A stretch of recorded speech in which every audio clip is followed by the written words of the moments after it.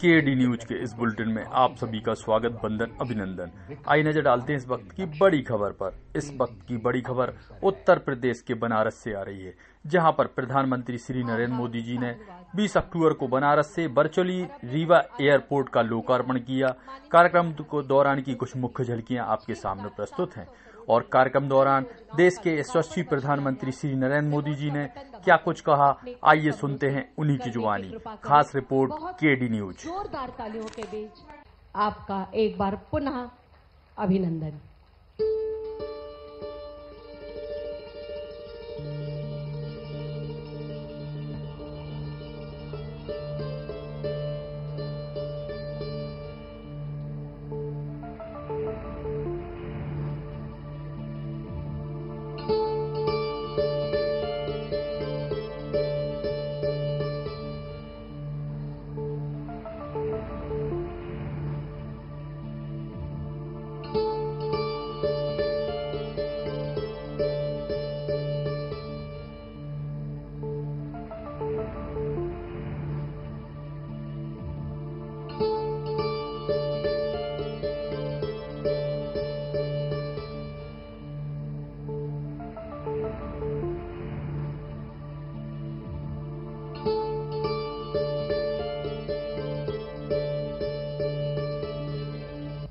नई आशाएं व नए सपनों के साथ पूरे देश को एक सूत्र में पिरोने का संकल्प लेने वाले माननीय प्रधानमंत्री जी से अनुरोध कि आज इस अवसर पर हम सबको अपना आशीर्वाद प्रदान करें, हमारा मार्गदर्शन करने की कृपा करें।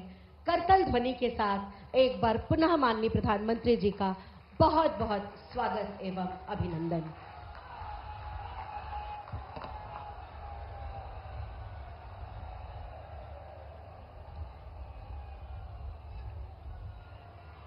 नमः पार्वती पतये हर हर महादेव। मंच पर विराजमान उत्तर प्रदेश के राज्यपाल आनंदीबेन पटेल, मुख्यमंत्री योगी आदित्यनाथ जी, इस कार्यक्रम में टेक्नोलॉजी के माध्यम से जुड़े अन्य राज्यों के सम्मानित गवर्नर, मुख्यमंत्रीगण, केंद्रीय मंत्रिमंडल के मेरे साथी श्री नायडू जी, टेक्नोलॉजी के माध्यम से जुड़े केंद्र में मंत्रिमंडल के मेरे अन्य साथी, यूपी के उप मुख्यमंत्री केशव प्रसाद मौर्य और ब्रजेश पाठक जी, यूपी सरकार के अन्य मंत्रीगण, सांसद और विधायकगण और बनारस के मेरे प्यारे भाई और बहनों,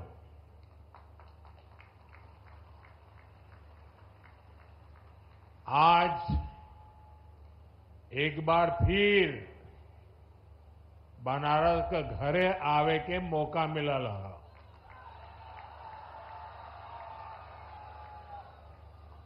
आज चेतगंज में नकटैया का मेला भी हो, धनतेरस, दीपावली और छठी मैया के त्योहार सब आवत है। और उससे पहले आज काशी विकास के पर्व का साक्षी बनत है।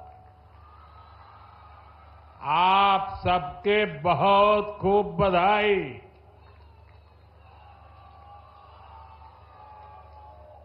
साथियों, काशी के लिए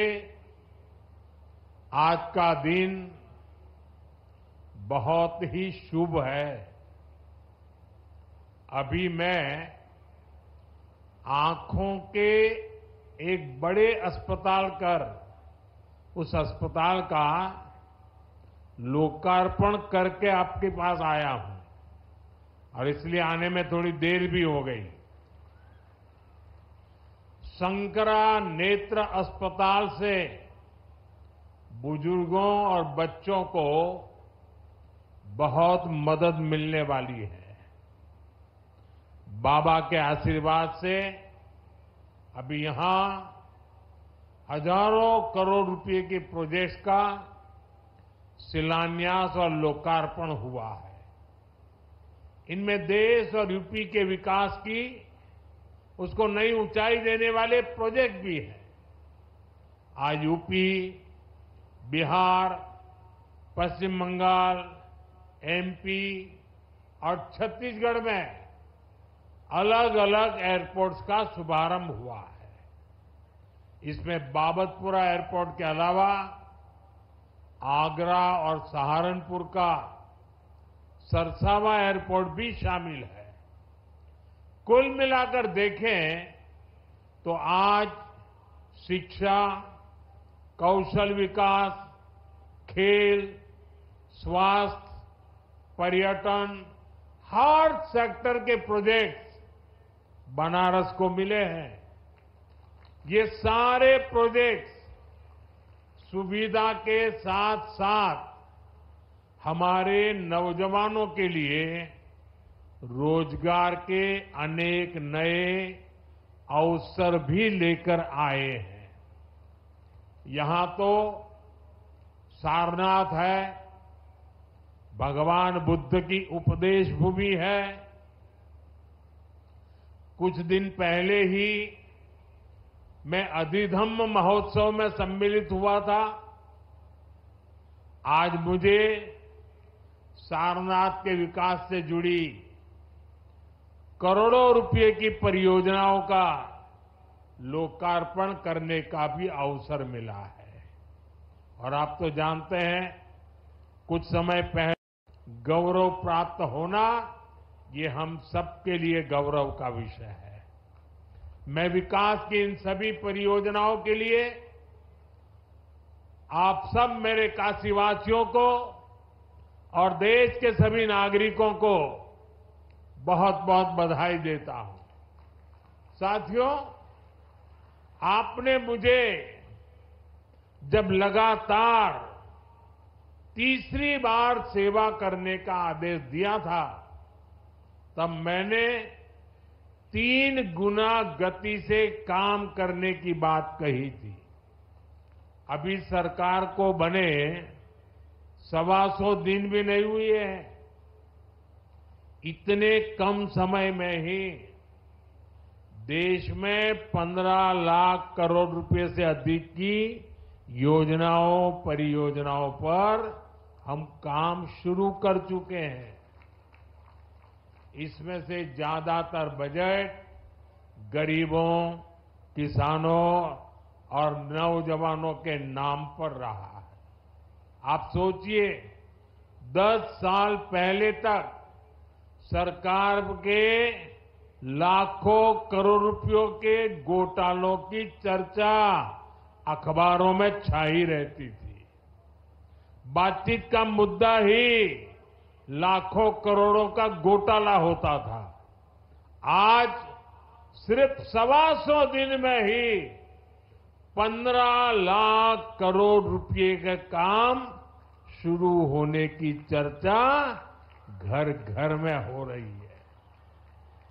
यही तो वो बदलाव है जो देश चाहता है।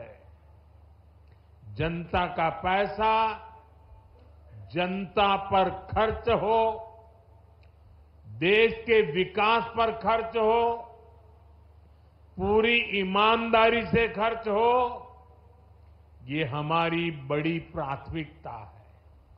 साथियों, बीते 10 सालों में हमने देश में इंफ्रास्ट्रक्चर निर्माण का एक बहुत बड़ा अभियान शुरू किया है।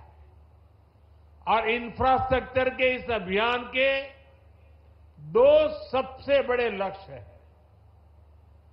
पहला लक्ष्य निवेश से नागरिकों की सुविधा बढ़ाने की है। दूसरा लक्ष्य निवेश से नौजवानों को नौकरी देने का है।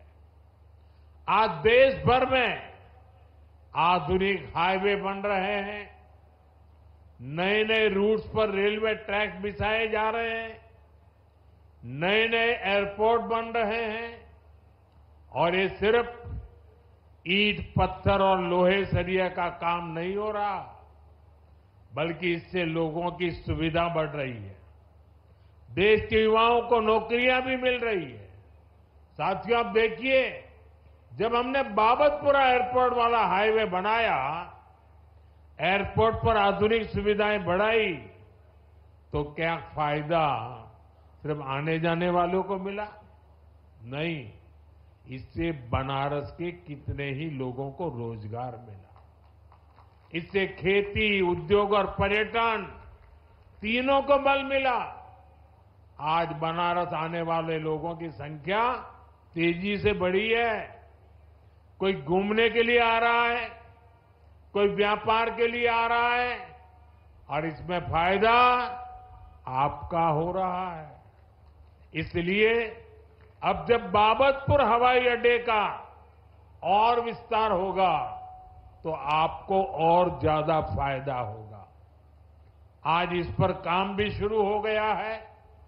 ये काम जब पूरा हो जाएगा तो यहां ज्यादा विमान उतर पाएंगे। साथियों, आधुनिक इंफ्रास्ट्रक्चर के इस महायज्ञ में हमारे एयरपोर्ट्स, उनकी शानदार इमारतें, आधुनिक से आधुनिक सुविधाएं आज दुनिया भर में चर्चा का विषय है।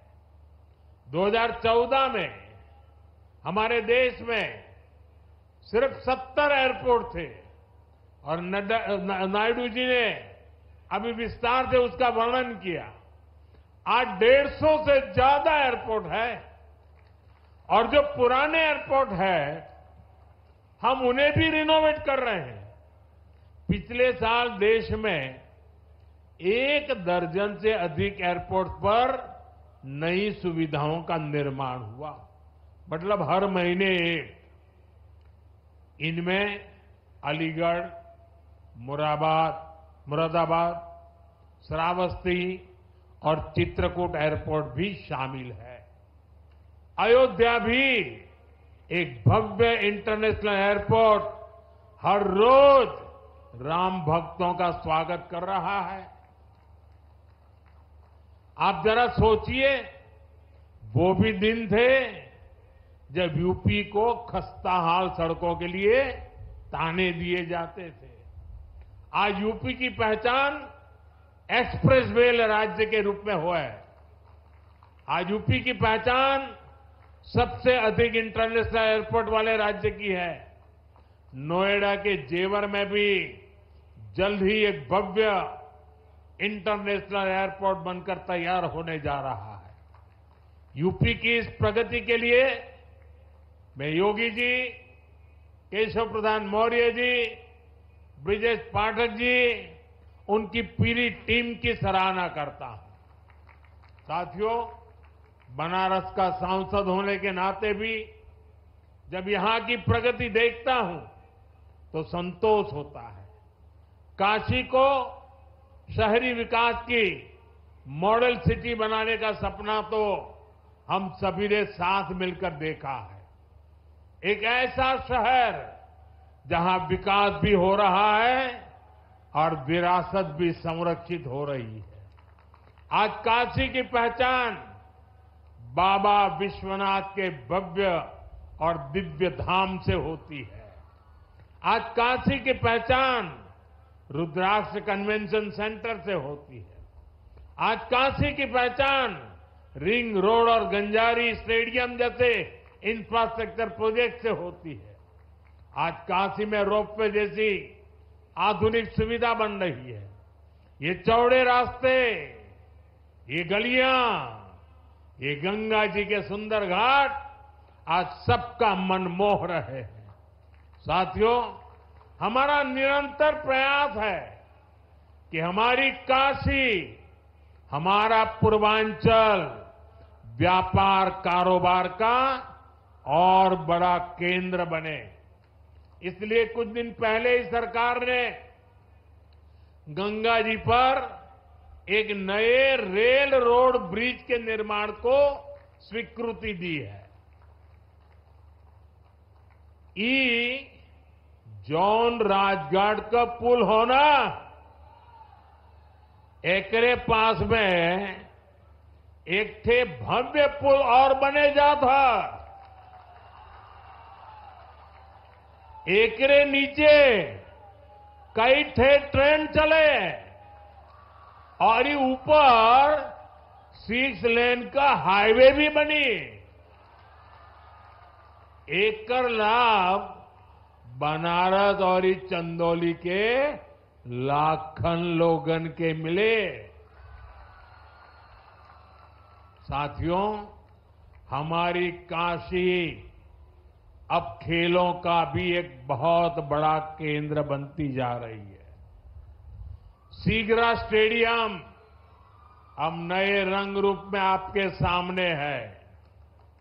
नए स्टेडियम में राष्ट्रीय प्रतियोगिताओं से लेकर ओलंपिक तक की तैयारियों के इंतजाम हो गए हैं। यहां खेलों की आधुनिक सुविधाएं बनी हैं। काशी के नौजवान खिलाड़ियों का सामर्थ्य क्या है, ये सांसद खेल प्रतियोगिता के दौरान हमने देखा है। अब पूर्वांचल के हमारे बेटा बेटी का बड़ा खेल के तैयारी बढ़े, अच्छी सुविधा मिल गई है। साथियों, समाज का विकास तब होता है जब समाज की महिलाएं और नौजवान सशक्त होते हैं। इसी सोच के साथ सरकार ने नारी शक्ति को नई शक्ति दी है। करोड़ों महिलाओं को मुद्रा लोन देकर उन्हें व्यापार करने की सहूलियत दी गई है। आज हम गांव-गांव में लखपति दीदी बनाने के लिए काम कर रहे हैं। आज गांव की हमारी बहनें अब ड्रोन पायलट भी बन रही है। और ये तो काशी है, यहां साक्षात शिव भी माता अन्नपूर्णा से भिक्षा मांगते हैं। काशी ये सिखाती है कि समाज तभी समृद्ध होगा जब नारी सशक्त होगी। इसी भावना से हमने विकसित भारत के हर संकल्प में नारी शक्ति को केंद्र में रखा है। जैसे पीएम आवास योजना ने करोड़ों महिलाओं को उनके अपने घर की सौगात दी है। इसका बहुत बड़ा लाभ यहां बनारस की महिलाओं को भी मिला है। आपको पता है, सरकार अब 3 करोड़ और नए घर बनाने जा रही है। यहां बनारस में भी जिन महिलाओं को पीएम आवास के घर नहीं मिले, उन्हें भी जल्द से जल्द ये घर दिए जाएंगे। हमने घर घर नल से जल और उज्ज्वला गैस तो पहुंचाई है। अब मुफ्त बिजली और बिजली से कमाई वाली योजना भी चल रही है। पीएम सूर्य घर मुफ्त बिजली योजना से हमारी बहनों का जीवन और आसान होने वाला है। साथियों, अपनी काशी बहुरंगी सांस्कृतिक नगरी है। यहां भगवान शंकर का पावन ज्योतिर्लिंग है, मणिकर्णिका जैसा मोक्ष तीर्थ है, यहां सारनाथ जैसा ज्ञान स्थल है। दशकों दशक बाद बनारस के विकास के लिए इतना काम एक साथ हो रहा है। वरना काशी को तो जैसे उसके हाल पर छोड़ दिया गया था। इसलिए आज मैं हर काशीवासी के सामने एक सवाल उठा रहा हूं। आखिर वो कौन सी मानसिकता है जिसके चलते पहले काशी को विकास से वंचित रखा गया? 10 साल पहले की स्थिति याद करिए।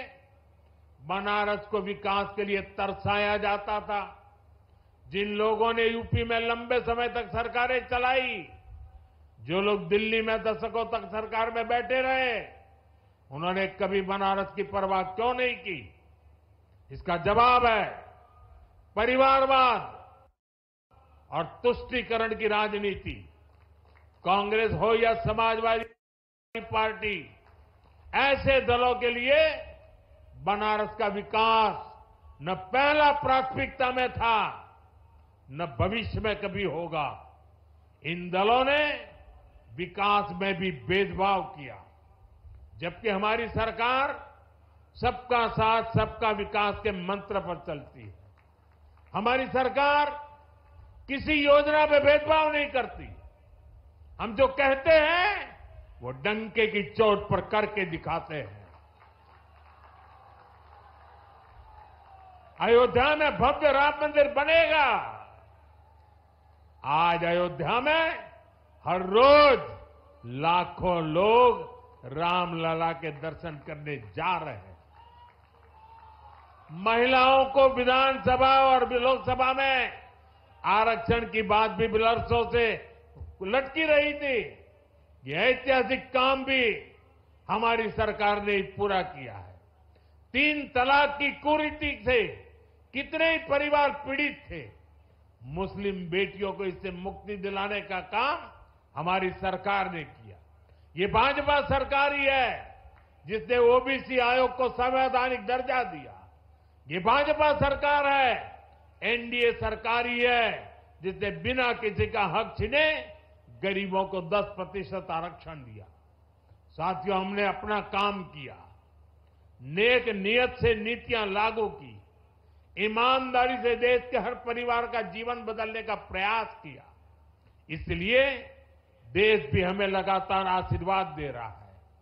अभी हरियाणा में हमने देखा है कि कैसे वहां तीसरी बार लगातार भाजपा की सरकार बनी है। जम्मू कश्मीर में भी भाजपा को रिकॉर्ड वोट मिले हैं। साथियों, आज भारत के सामने परिवारवादी राजनीति का भी बहुत बड़ा खतरा है। ये परिवारवादी सबसे ज्यादा नुकसान देश के युवाओं को करते हैं। ये कभी भी युवाओं को मौका देने में विश्वास नहीं करते। इसलिए मैंने लाल किले से एक आह्वान किया है, मैं देश के 1 लाख ऐसे नौजवानों को राजनीति में लाऊंगा जिनके परिवार का राजनीति से कोई लेना देना नहीं है। ये भारत की राजनीति की दिशा बदलने वाला अभियान है।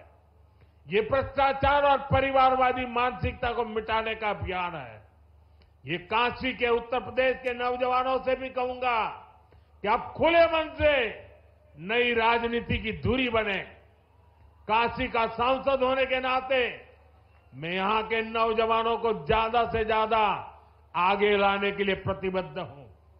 साथियों, काशी का ये मंच एक बार फिर पूरे देश के नए विकास प्रतिमानों का आरंभ स्थल बना है। काशी एक बार फिर राष्ट्र को नई गति देने का साक्षी बनी है। मैं एक बार फिर आज के विकास कार्यक्रम से जुड़े सभी राज्यों को, सभी माननीय गवर्नर्स को, सभी माननीय मुख्यमंत्रियों को और काशी के लोगों को, देशवासियों को बहुत बहुत बधाई देता हूं। मेरे साथ बोलिए, नमः पार्वती पतये हर हर महादेव।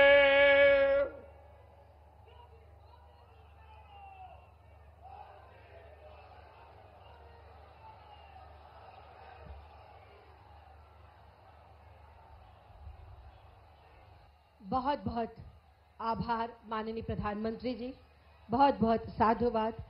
इनका जोश बहुत जोर तालियों के साथ प्रणाम करिए, स्वागत करिए, अभिनंदन करिए माननीय प्रधानमंत्री जी का, जिन्होंने नए भारत को वैश्विक मंच पर प्रतिष्ठा दिलाने के साथ साथ भारत की करोड़ों जनता की आशा और आकांक्षाओं को एक नई उड़ान देने के साथ ही दुनिया के सबसे प्राचीन और आध्यात्मिक नगरी। ये सीधा प्रसारण आप वाराणसी से देख रहे थे, जहां प्रधानमंत्री नरेंद्र मोदी ने